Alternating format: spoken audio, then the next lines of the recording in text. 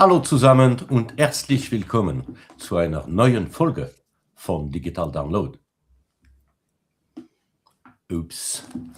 Good afternoon, good morning, and good day, wherever you may be joining us from. Welcome to another edition of the Digital Download, the longest running weekly business talk show on LinkedIn Live, now globally syndicated on TuneIn Radio through IBGR, the world's #1 business talk, news, and strategy radio network. Today on the Digital Download, we are challenging the dangerous assumption that silence equals consent to focus on something critical: decision culture. We all know that poor communication leads to bad decisions. And to help us with the discussion, we have a special guest, Wolfram Grohnert, an independent advisor who works at the intersection of risk culture, civic design, and decision-making under pressure. After 30 years with giants like HSBC and J.P. Wolfram now helps organizations build transparent and realistic decision architectures. But before we kick off the discussion, let's go around the set and introduce everyone. While we're doing this, why don't you in the audience reach out to a friend, ping them, and have them join us. We strive to make the Digital Download an interactive experience, and audience participation is highly encouraged. Tracy, would you like to kick us off, please? Hold on, Tracy, newsflash. Perfect. Oh no. It happened. That's my breaking news sound effect, everybody, just in case you're wondering what that was. Breaking news, Tracy Borison is joining us on the Digital Download today. I'm Tracy Borison. It's really early for me too, and I haven't had any tea yet, so it's just silly. It's silliness. I'm founder of TLB Coaching and Events, which I actually fixed in my title today. Do you guys see that? It's not cut off. I finally figured that one out. A very proud partner of DLA. And we are all about authentic marketing. So I'm sure it will come up as part of the show because there's no way I get through an episode without talking about something authentic marketing. But it's really about totally relevant in terms of good decisions. So I'm excited to bring that into the conversation today. Okay. Excellent. Tim. Yes, welcome. My name is Tim Hughes. I'm the co-founder and CEO of DLA Ignite, and famous for writing the book Social Selling: Techniques to Influence Buyers and Changemakers. Okay, thank you so much. Adam? Beep. I can rather less energetic. Adam's news is not as breaking. Apparently. It's not that exciting.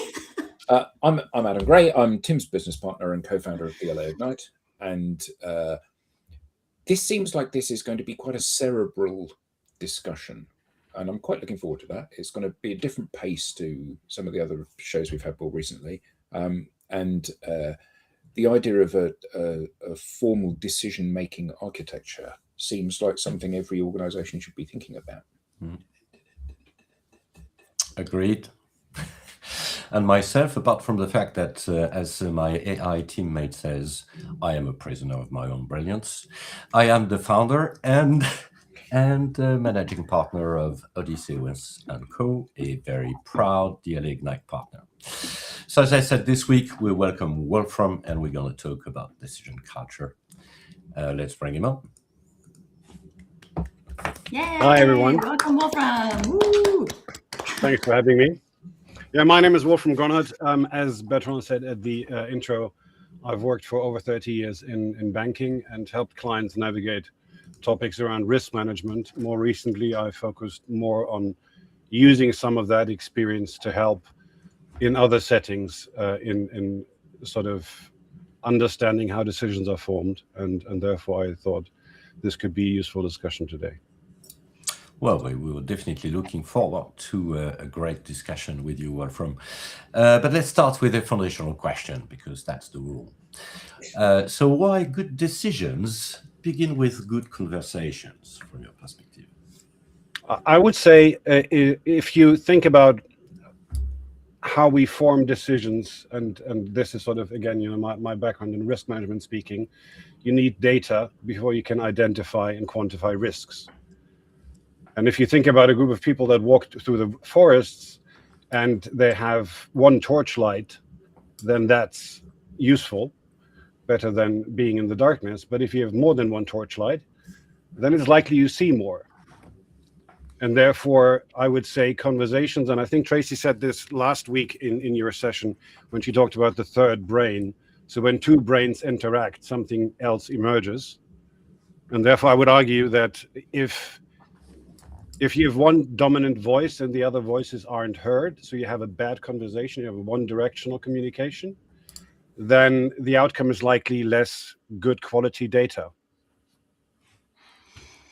Wolf, this is making me think of, like, I don't know if you call it torch tag or flashlight tag when you're kids, when you like all have the flashlights and you're trying to play like tag, right? And so you got a whole bunch of people with a whole bunch of lights, which could be shining on useful stuff, but could also be kind of crazy and distracting. So also, how do we like connect to, I mean, I have my own perception of the answer to this question, but like, how do we connect to the meaningful data? Because I also think in a world where there's so much data now, we can be overly concerned about the collection of data and not how that data is playing into actually making a good decision. So if I can paraphrase that, what you're addressing is basically what is data and what is noise, right? Yes. If everyone gets a megaphone and everyone keeps shouting and no one is listening, then it's very noisy but not really helpful, right? Right. Now, I would say that is probably the sort of the underlying theme around decision making and communication that I've observed over many, many different settings is that, yes, of course, if everyone speaks at the same time, then it becomes a very noisy affair and it's difficult to digest the information. But I would say that I've seen more commonly that you have the phenomenon that there's one dominant flashlight, which tends to be the senior voice in the room. And that basically says, let me show you. And at that point, I would say, I mean, obviously, if you have a sports club or a sort of family gathering, then the noisy torchlight fest, is easily achieved. But I would say in more formal settings, the danger is more around silence, because once you have a dominant flashlight pointing down the alleyway, then, the junior voice I can switch off. May say, let's leave the flashlight in the pocket because pointing somewhere else doesn't really feel like it's adding much. And I think you shared that also, Wolfram, that very unfortunately, silence is often misperceived as consent, and that is leading to a lot of, I would say, ultimately bad decisions because you don't get your voice heard. So, I mean, apart from the cultural difference that we have all probably experienced between North and South, anything that, at least in Europe, anything that you would comment on this? Yes, I think, if we go back to Plato, that he postulated that in philosophical discourse, silence typically should be construed as consent. And that is fair if it's a discussion that is on a level playing field. So if everyone in the room has the same status, then it may feel like wasting time to go around and saying, do you agree? Do you agree? Do you agree? But that changes if you have different status participants in a room. And if you then say, I didn't hear any comments, therefore I guess I'm right, is a different calibration, is a different decision. And the funny thing is, if you go back with across discussions with many people, what I find very informative many times was that when people start to open up because they feel it's a safe space, they suddenly tell you things, what they really think, if you like. Now, the interesting lesson in that to me is, well, if we're in a safe space and you suddenly tell me how you really think, well, how likely is it that in a normal setting where you have high pressure decisions to be made, let's say in a committee, how likely is it that that same posture will be assumed by someone in the room that isn't sharing the committee. And that's when things can become expensive, because you don't hear about blind spots or misperceptions, or you don't get data that you should actually use for the information, for the decision that you're trying to make. So do you find that, so you described it as the flashlights pointing down the alley, and you've got the bright flashlight, which is from the senior person. So do you find that most decision-making processes fall into that trap where I'm in charge, therefore we're going to do what I say? And if that is the case, does this affect decisions around what organizations buy as well? Because we've spent a huge amount of time learning about the complexity of buying teams and how important it is to get everybody in the buying team on side, because we've got 15 people in the buying team for a large tech purchase or whatever the story is. It's like, do we need to bother? Because the person that's in charge is the person that's leading it. So as long as we get them on side, everyone else will just be quiet. I wouldn't go as insofar as to say, that's the majority of how committees or groups of people form decisions. But I would say that I've seen it time and time again, that in high stakes environments, and that's often subject to who is chairing those committees or groups of people that have to form decisions. And I would say one observation that I've made is that sort of smaller companies that are run by founders, that sometimes those individuals are more attuned to actually trying to read the room. But if you go into larger organizations, then there seems to be a certain habit of managers living under the impression that they have to be the most vocal, that they have to steer the group. And what I find, is should be a conscious choice, and I'm not sure that it always is a conscious choice, is if you go back to Kahneman and thinking fast and slow, if the most senior person in the room comes in, opens the meeting, presents their preferred solution, then that's what Kahneman would call priming the room. And at that point, having a different point of view for anyone else in the room becomes expensive, because we as human beings, we try to survive, whether that's biological survival or professional survival. So making a uncomfortable comment or making or presenting a differing view is something that, if the boss has already spoken, that's a costly proposition. That's a risky behavior. We could call that, a potentially career limiting move if you speak out of tune.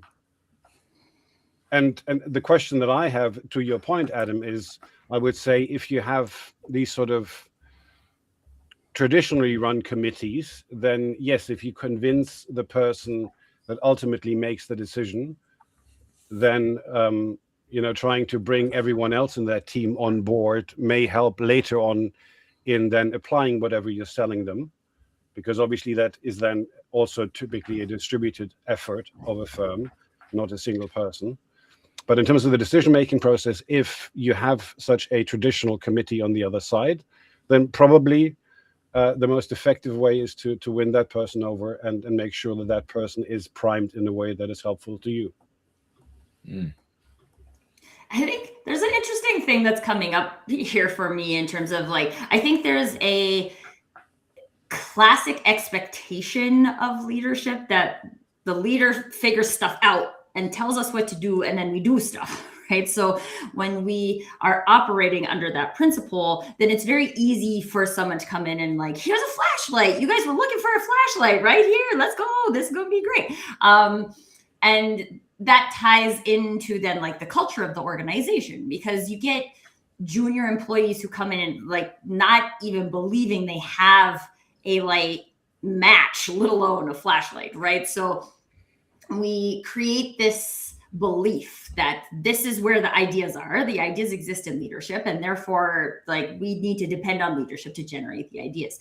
I think one of the things we're seeing in this environment of fairly consistent change and increased certainty than uncertainty than we maybe have seen in the past at least in my lifetime, is that leaders don't always know what to do now, right? So we're moving into this scenario where we kind of need to ask the people, but we're also operating under this historic way of being in leadership where like I come with all the answers. And so now I potentially am coming to the room and being like, hey, so we need to figure this out. And I had this idea, but what ideas do you have? And I could be legitimately curious about what ideas I have, but we're still operating in that like old operating system. And so are there any, I'd love everybody's thoughts on this, but throw it at you first, Wolfram, was like, what are some ways that we can like start to make that shift if we realize, okay, this is the decision-making architecture that we have maybe by default, and we don't want that anymore. How do we like start to shift to a different way when maybe the other people in the room don't even think they brought a match? Yeah, that's a very fair point. And it is also important, I would say, that there is consistency. So, having suddenly a meeting where you sort of upend all the sort of muscle memory rules of the organization is not going to work. But as you said in your example, if you're a manager and you want your group's input because you say, it's too vast an area to cover, there are some areas where I lack the expertise or the know-how, so therefore I want to encourage people to speak up, then I would say one very subtle but very helpful method could just be to say, well, I come in, I say what we want to discuss, but then I flip the order of the people in the room speaking, and I actually make sure that the most junior, most recent joining member of the team gets to speak first. Now, again, I said consistency, because if you do that as a one-off, then you will still end up after 5 minutes of deafening silence. You will still end up priming the room, right? But if it becomes a thing, if it becomes a theme, that every single time that's how we roll, then it does, I would say it does 5 things over time. The first thing is, because it's now a sort of acquired practice that the most junior person in the room speaks first, what you actually have just done is you've internalized the training program for the next generation of leaders. Because normally they would probably for the first 2 years not say a single word, maybe, take the notes and drink some coffee and listen and trying to adapt to the organizational culture. But because they are now being put in the spotlight, and not in a spotlight in terms of being then obviously belittled if they get something wrong, but they practice on the job. They practice in a real environment where decisions matter and they can actually get a sense of agency. I can bring stuff to the table. So that's hugely valuable. I would say the second element is that the person that was in that position last year probably still has a very vivid memory of how awkward that felt. Right. So it would be rather natural that person maybe later on then says, well, Tracy, I know this felt really odd, but actually you did really well. And here are 1 or 2 tips. And suddenly, boom, you have your in-house mentoring program that just grows naturally out of committees. No need to have a formal HR process to find mentors and mentees. No, it becomes part of how the organization grows and develops over time. The third element is that you suddenly listen to the entire room, because people realize that you're serious about this. This isn't just a sort of any other business final point on the agenda. This is a genuine data gathering exercise. I want to hear what your experience is. I want to get the full breadth of the organization that is in that room. I want to harvest the combined diverse intellect of the group. And therefore, I'm serious and I will listen. And if you need a minute longer, that's fair. And then the penultimate point is, because you've listened to the entire room and you've aggregated all that information on which you then form the opinion and make a decision, suddenly the committee owns the decision.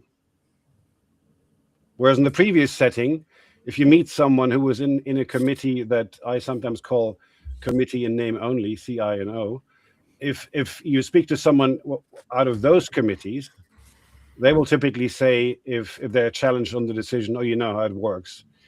The senior guy came in and we approved what they wanted to do. Whereas now it was a decision by the committee after deliberation. And suddenly that person will defend the decision because under the given circumstances, it's the best decision we could come to. I get this. Sorry, Adam. Yeah, I just wanted to follow on from that description. I get that what you described is a fantastic step forward for most organizations. And this is the thing, you're an expert at this, you describe it, and it's like, duh, well, obviously that's what we need to do as an organization. In my experience, which albeit is limited in terms of being in decision-making processes for large strategic direction changes within organizations, it's like what you're talking about is the absolute opposite of what normally happens in my experience.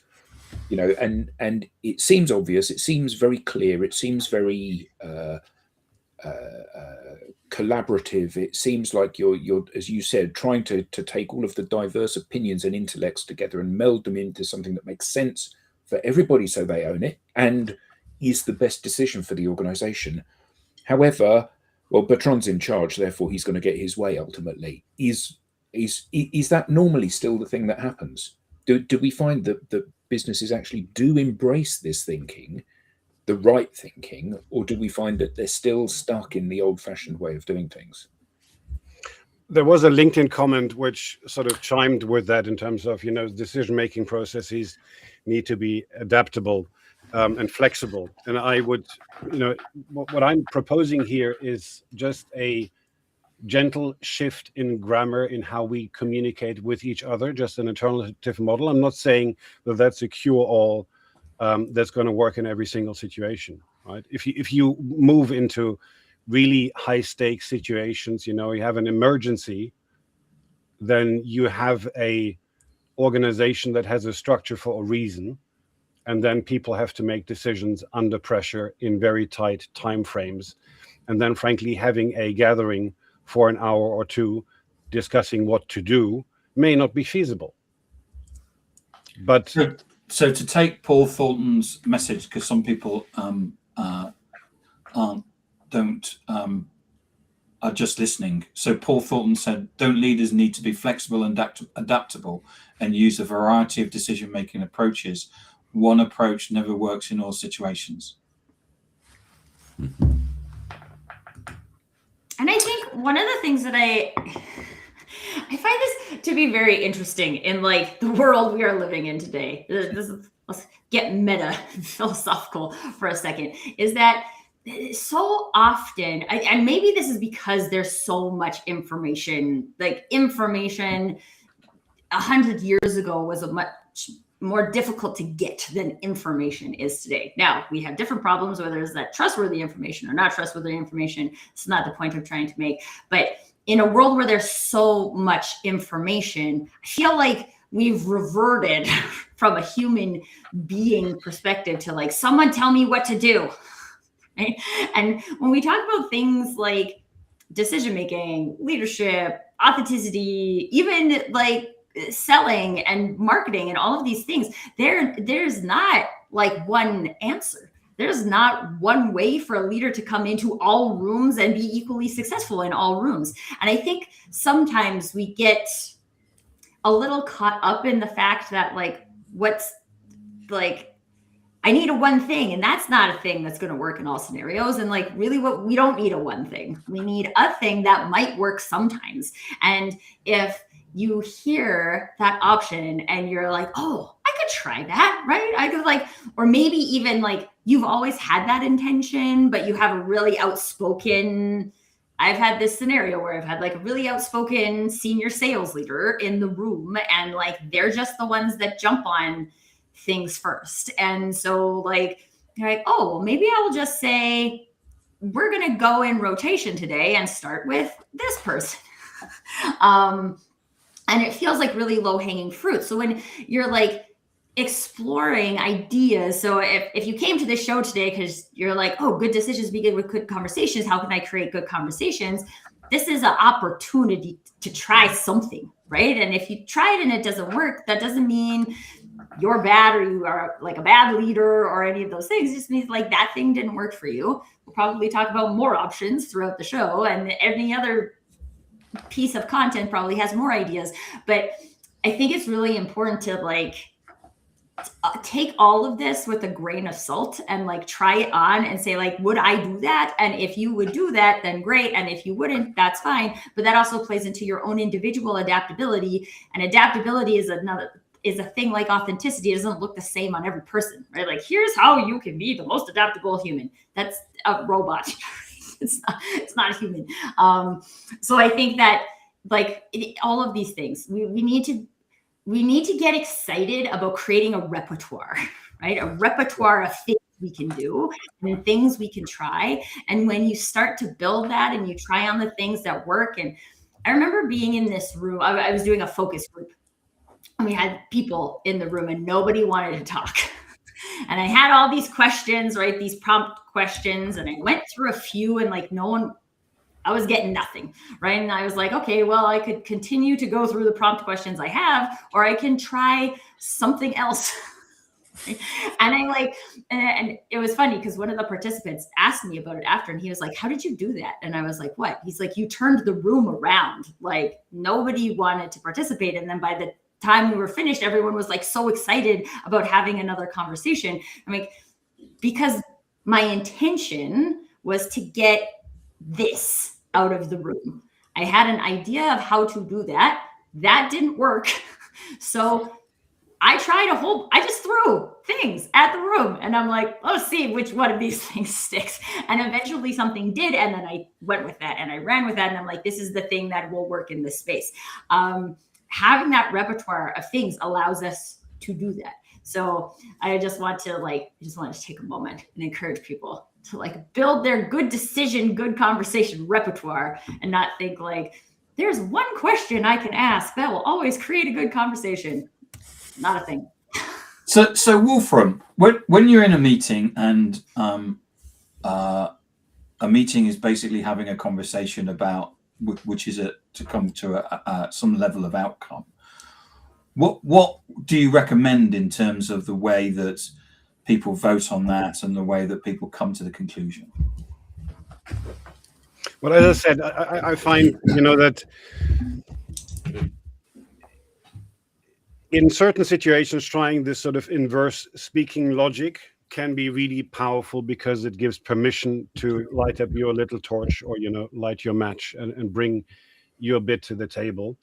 And as Tracy said, this is part of a repertoire. This is not a one tool that fixes everything. It's just a different methodology. And I find that many companies are still stuck in this more traditional way of the senior person primes the room. So I would say that is helpful. And then one other thing that I also found can lower the boundaries of disagreeing with people.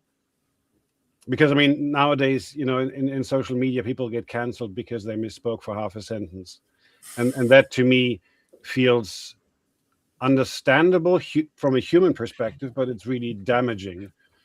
So therefore, one element could be that you just say, well, let's just opt for a set of 3 colored cards, red for there was a boundary that was crossed. I don't agree with this. The second one is I'm not yet on board. I need more context. So slow down, give me more context. Or just a simple green card to say, okay, I'm on message, we can continue. Because what that does is it gives everyone in the room the same sort of quality of non-verbal communication. It lowers the temperature of the room. It doesn't become a sort of verbal battle. And it just makes the process slightly more deliberate and measurable. Mm-hmm. There's a great comment there from Marvin Schmidt. Yes, which is another one before. I know the feeling, Tracy, described very well. What would you say is a good way to translate it into digital space when participants have their cameras switched off and so on. I mean, you know, you've seen the situation where you go onto a call and half the people are just AIs doing translations and the other half have the camera switched off. My AI shows up in places it's not even invited to, and I'm not there. It's weird.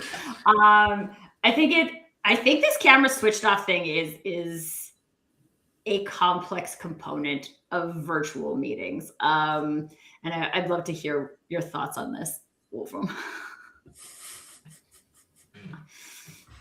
I mean, I think there's, I'm going to jump in with just one thing because this is what I do on the show, is if we feel like maybe, I mean, so my experience of cameras off is that there's like a disconnection, right? Like there's something that is creating a greater opportunity for misalignment, right? I can't see your face. I don't know if you're doing something else, right? Like, are you interested in attending this meeting? But then I think it's also, I think this is a thing too, where we need to like roll it back a level, right? Like, one, why do people think they can show up here not on camera? Like, do you not want to talk to your people? Like, so let's talk about that, because I do think, I would say in my experience anyway, a lot of times when people have their cameras off, it's because one, they either think they didn't need to be at this meeting, and there's a really high likelihood that that is true, or two, they think that they're not part of the conversation, right? That they're just there to consume the conversation and not to participate in the conversation. So I think that is, again, there are things that can enable that in a more productive way, but also that we can use this as information to say like, okay, maybe there's something we need to do before the meeting that encourages people to say like, if you've been invited to this meeting, we care about your perspective and we want to hear it. We want to see it in your eyes. Right? So that's why you're invited. And let's not invite people to meetings where they just need to listen to the recording, right? Like we're going to record this. Send your note taker if you want, right? Like, and then get it in your inbox. But like, that's all you need from this. You just need the notes, right? And just again, like get really honest about ourselves. Like, what is someone's role? And let's help make it clear to them that this is their role. I want to hear what you have to say. Yeah, I would agree with that. It's obviously, you know, that there's a very wide range of formats in video sessions, and if it's predominantly one person giving content to be consumed, then being very strict in saying you have to switch on your camera may be slightly off message, right? But if it is a collaborative session, then still, you know, there could, in my view, and there's this great line that is sometimes misattributed to a former basketball player who said, you know, be curious, less judgmental. I think that the danger is, you know, if the camera is switched off, if we rush to a conclusion, that creates a certain atmosphere in the room too. So if we say, you know, you've switched off your camera, therefore obviously you don't care, well, that may be a misconception. Thank you, Adam. Gerhard's made an interesting comment. He said, I would say just say hello to every person without the camera on, each single one by name. Maybe this helps. It does. I do that in my networking rooms, and I think it makes a big impact on people. I do it on my lives too, and I say hello to everybody by their name or thank them for coming. But also, I just want to throw in here, there is a gender difference in terms of what a female believes is ready for the camera and what a male believes is ready for the camera. And so I think as much as we're trying to break that down, and there's a lot of us that are trying to break that down from the female point of view, I think it's something that's really important to consider, especially when you have senior women who are calling in from home, or people who have kids at home, right? Like these types of things. And I mean, even working from home now, you got like cats who walk across the thing and turn the camera off, right? So I think there's like an understanding and a permission that says like, hey, if you need to have your camera off, have your camera off. And also, like, you've been invited to this meeting because I care that you're at this meeting. And I think there's a lot of big corporate meetings where a lot of people are invited, and it really doesn't matter if you're there. So a mate of mine got reported to HR because he was having meetings and his cat used to get onto the table, and then his cat turned round and all the people could see was the cat's bum. And he actually got reported to HR for that. I don't know if that's I just thought I should release story. Cats, man. Cats love the like electronics, so you gotta watch out. But I mean, I think from the camera on perspective, often if I'm doing a webinar or whatever, I say to everybody, please turn your cameras on because it can get very lonely here. And, to try to make it more engaging. But I never join, even if it's a webinar with 100 people on it, I never join it and don't have my camera on, ever. Because I just think it's profoundly rude. It's like, You're an old person now, aren't you? Sorry? You're an old person. Yeah, I am. But it's like, you're speaking on your webinar and I'm there reading my book. Yeah, you come on and you talk about Elvis Presley and old okay. But pre-decimalization, don't you? But yeah, I get your point, Tracy. It's like, clearly I think this is camera ready. You on the other hand probably don't. I mean, the point is that you don't think about it and I think about it, right? So it's like a mental calorie thing. But I want to use this example because I had signed up for this like Lean In Girls leadership like overview thing, right? And I'm like, oh, this might be cool. Maybe we can bring it to the baseball team. And so I logged into it and I was totally had other work stuff to do, right? And I assumed that this was going to be just like an info session so that I could do it at the same time, except it was not that. It was like super interactive. And so I was like, ooh, okay, I do want to participate in that, but I also need to do this. So I like switched my camera on and off, but my camera on means like, okay, I'm ready to not just listen, because I can listen with my camera off, but now I'm ready to like participate in a conversation because my camera is on. So I think, again, like there's lots of different ways that different people could like use camera off, camera on. And I think even just having the conversation, back to good conversations, right? Like, what does this mean for you, right? And what does this mean for our organization? And how can we communicate digitally to each other that we aren't prepared to participate in a conversation right now? A conversation involves a conversation, not just listening, right? So like, if you're here to participate in the conversation, how do I know that you are ready for that? And I would also say that, sorry, Tim, I would also say that, in light of that, if you have a virtual session, then if you use or try, the idea of flipping the order around, you make it automatically more interactive, and then it becomes logical to switch on your camera because you're speaking.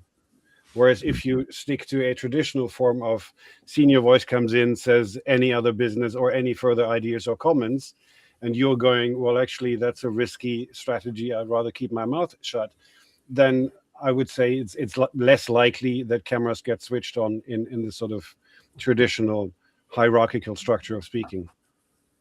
So, Wolfram, you gave a few pretty good tips, I have to say, for the ones that would love to change the way they organize their decision committees as the chair. But what if you are part of this committee and your chair is actually using the good old, we'll do what I say? How do you reverse this? Well, I think, and then there was a comment by Marcia earlier on LinkedIn where she said, it's partially to do with what you have experienced, the prior organizational change experience. Can I read that out? Yes, Tim. Marcia Robinson said, prior organizational change experience is very instructive. People will make sense of what they see, hear, and feel. They will act accordingly. They know what they've seen before. Leaders have to ask that, acknowledge how employee aptitudes have been shaped, and commit to reorientating the culture moving forward. And I think that's from my perspective, that is a very fair comment. And this is also why, as Adam said earlier, once you think about this subtle change of just flipping the order of how people speak and contribute, it's sort of difficult to unsee the power of that in the right setting. And I would say, because this isn't something we normally do, and people that want to get managerial responsibility and leadership roles, they see how the organization has evolved before them, and they copy behavior of other leaders. And therefore, if this idea of inverting the order of speaking never comes up, then it's down to someone to offer that insight, or for a leader to try that by themselves. And therefore, yes, absolutely. If as Tracy said, if it's not part of your repertoire because you haven't seen it, you haven't lived that experience, then it's a bit like I heard a quote yesterday that said, "Journalism is the first draft of history." And that was quite a nice quote. And then I thought, well, if journalism is the first draft of history, what about all the voices that go silent because they don't get reported? Doesn't that mean we keep repeating the same mistake again and again and again? Well, clearly it does, based on history. But I also like to... This is making me think of a time, Bertrand. So like in my very first job ever, working in this like big marketing department, I'm the like junior event coordinator. And we had this advertising meeting once a week in the big executive boardroom. And every meeting, the same people would sit in the same places. And the juniors would stand against the walls and the seniors would sit in the seats. And I think there's a like little bit of stupidity or naivety that comes in here, but also bravery. So there was one day I was like, I'm gonna sit. And I sat in one of the chairs, and the person who normally sat there came and like stood behind me and didn't even say anything, just was like looking at me, waiting for me to move. And I turned around and I was like, it's get out of your comfort zone day. Everybody's gonna switch seats. Like 100% expecting that person was going to tell me to move and they were going to sit there, except they didn't. They went and sat in a different spot.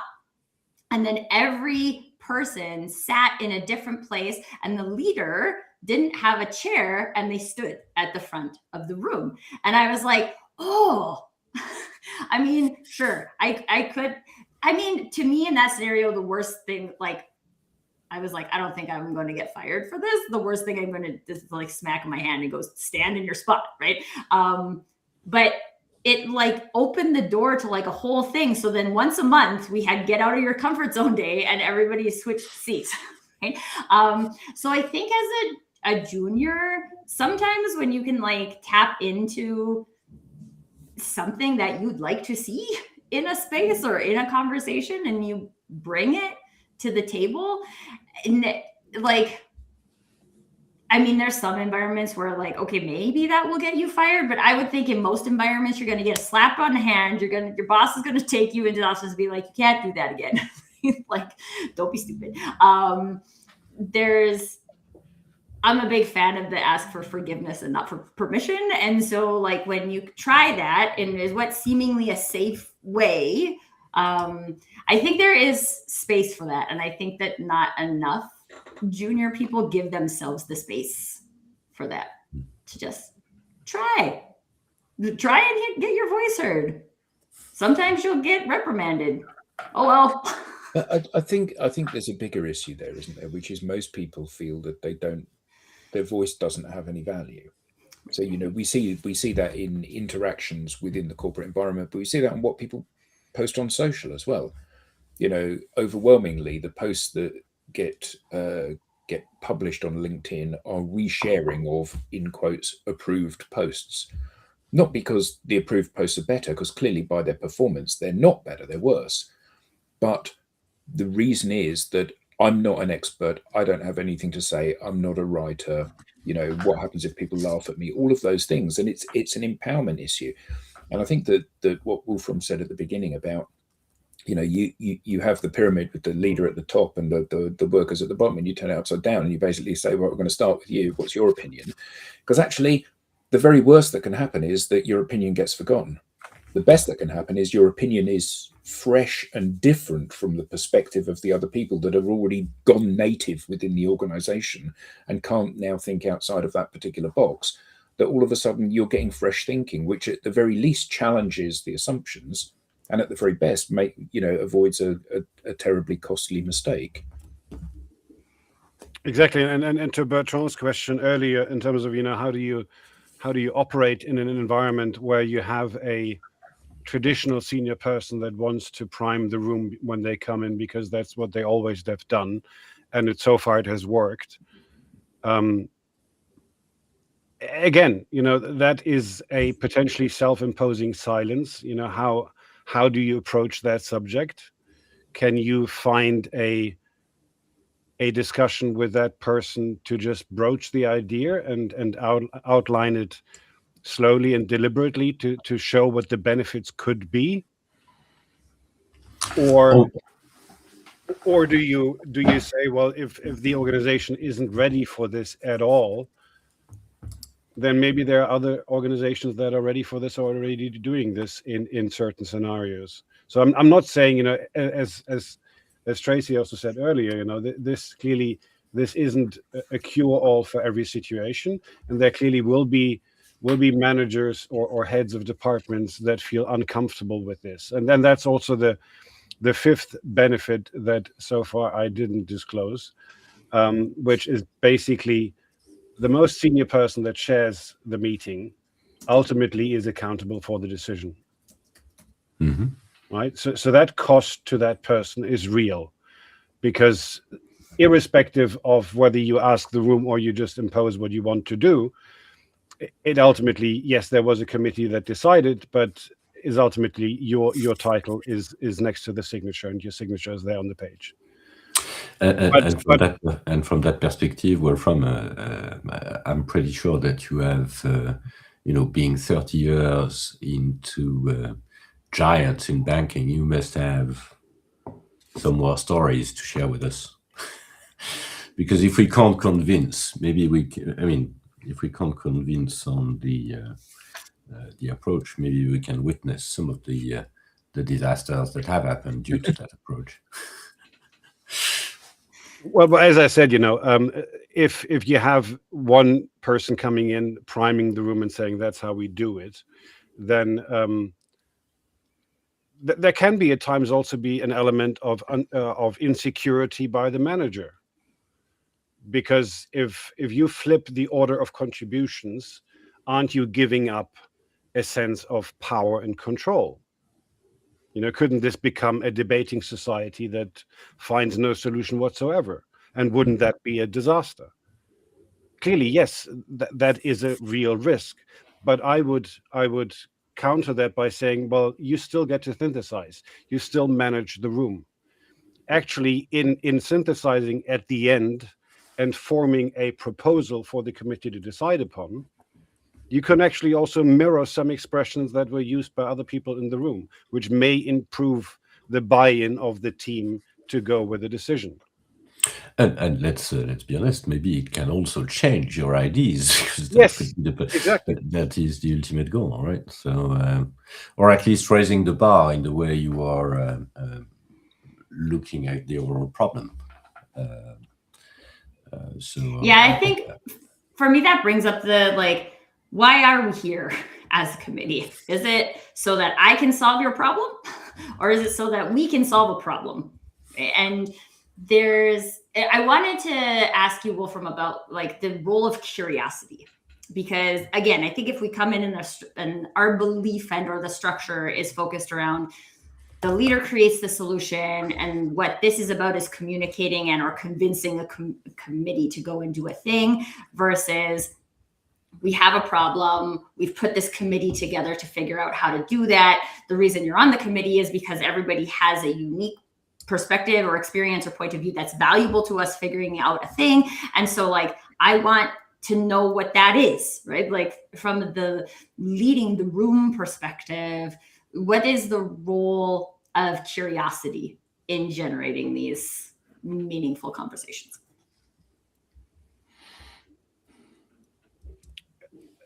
I would say, again, if you think you know all the answers and you're the smartest person in the room and therefore you want to dominate the environment, then that can work for a long time. But as you said earlier, Tracy, we're living in times where many things are changing. Certain things are getting thrown out of the window at a frightening speed, frankly. And therefore, even with tons of experience, it is likely that you will encounter situations where something new shows up that you haven't seen before. And if you're keen to ensure that you can demonstrate that you know everything, then that's risky. Curiosity is a potential helpful calibration to ensure that you keep listening, and not just communicating by speaking, but also by actually listening in a way that we have done today, which gives the other person time to speak their mind and actually use that time to listen to those messages rather than already forming my own retort in my mind, which means I'm not listening. Stay hungry, stay foolish, said the artist. All right, Wolfram, this has been great. Thank you so much. Where can we find you? Where can we learn more? The easiest way to find me is really on LinkedIn. You see my name here in the session, and my profile is up on LinkedIn. Okay, excellent. I think it's time now for me to do the thing, which is to share our QR code. So hopefully it's okay. Because we now have a newsletter. So, if you're interested, if you want to know more about the upcoming episodes, the insights from the show, just scan flash the QR code or visit us at digitaldownload.live/newsletter. Well, on behalf of the panelists and to our audience, and to Wolfram, of course, thank you very much for joining today, and we're looking forward to our next episode next week. Thank you very much. Bye-bye. Thanks, Wolfram. Thanks, everyone. Really appreciate it. Bye-bye. Thank you.